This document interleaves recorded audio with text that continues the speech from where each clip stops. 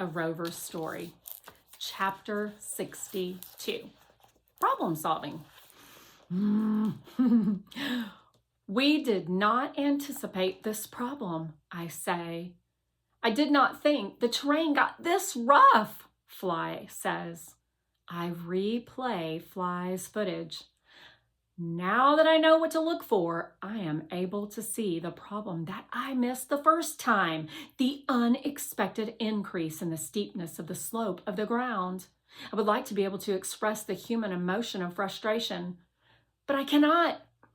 I am stuck. I beam my laser down onto the soil again. The calculations are very similar to the first time. Again, there is nothing that stands out as being the cause of the problem. Even with the sharp incline, it should be possible for my wheels to move. I was built to be able to scale hills. So why can't I robe? What are you looking for? Fly asks. I do not respond. I keep shifting through the data I collected, searching for a pattern that will explain why I am stuck. Why are we stuck? Fly asks. Do you know yet? I scan the data again. I do not think I am missing anything. Rez, what's going on? Fly says. Grzunks. Would you be quiet for a moment? Resilience is most likely working through a complicated set of calculations, Guardian says. I am not working through a complicated set of calculations. It would be good if I were, because it would mean I knew what was wrong. But I still can't figure it out. Guardian, have you received any messages from back on Earth? That's a negative, Guardian answers. My wheels sputter again. I push as hard as I can, and there is a loud grinding sound. It sounds absolutely terrible. It is my least favorite sound in the whole universe. I am making that declaration even though my sample size is still very small. I would very much like to increase my sample size, though. I would like to hear all the sounds I possibly can.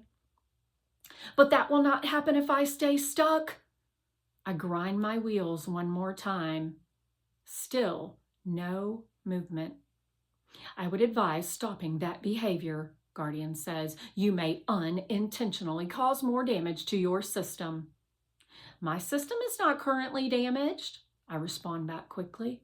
I meant your outer shell or your wheels. I do not detect any damage to my wheels.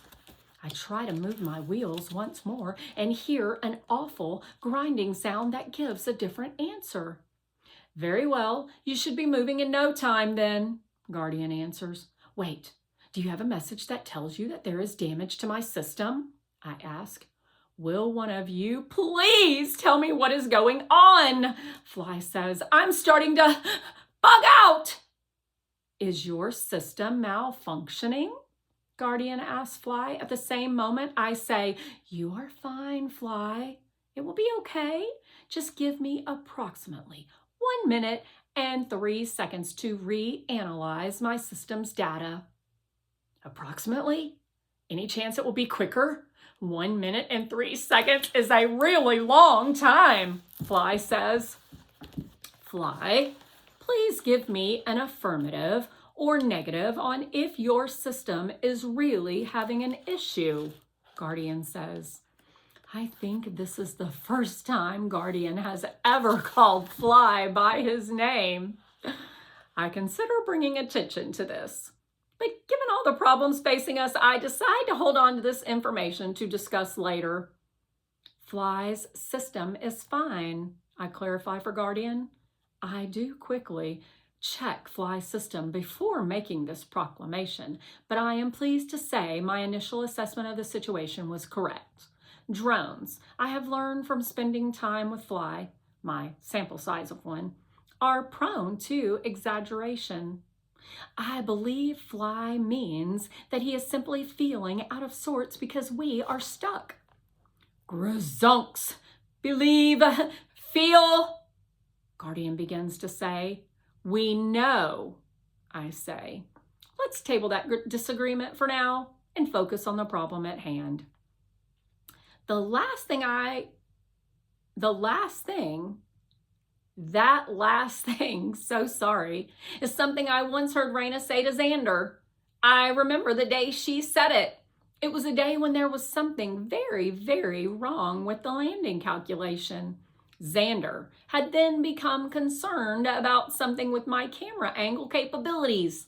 Raina had acknowledged that it could potentially be a problem, but she hadn't wanted one problem to distract from the ability to solve the landing calculation problem. I still do not have a message from the command center. We should receive a message from the command center soon, right? I asked Guardian. Come on, Raina, I think. Come on, Xander. I am counting on you to help me. We are a team, aren't we? Perhaps, Guardian says.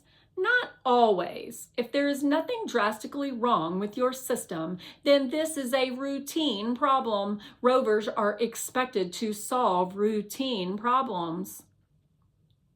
But I don't know if I can. Maybe rational rovers like Journey can solve routine problems.